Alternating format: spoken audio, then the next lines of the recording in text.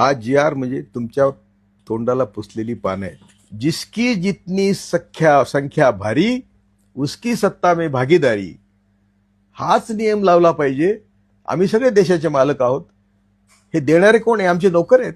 की या एवढ्या मोठ्या आंदोलनातून आपल्याला मिळालं काय?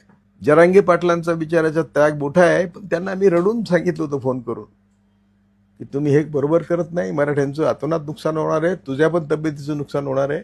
या जे आरचा सगळा मजकूर जर बघितला तर तुम्हाला तलाट्यापासून ग्रामपंचायत अधिकारी, कृषी सहाय्यक अधिकारी, ज्यांची तुम्हाला तोंड बघायला नको त्या सगळ्यांकडे जावं लागणार आहे.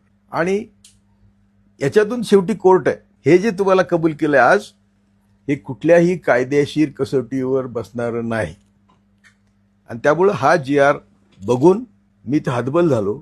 ज्या ब्राह्मणवादी ताकदीने आम्हाला हजारो वर्ष पायदळी तुडवलं आणि आम्ही त्यांचंच तीर्थ घेतो, आणि त्यात मराठी फार पुढे आहेत.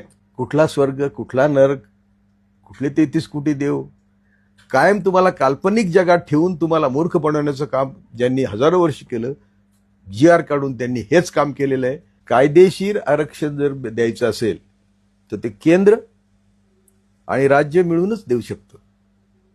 दोन्हींचे पॉवर असे आहेत की ते एकमेकाला सोडून होऊ शकत नाही.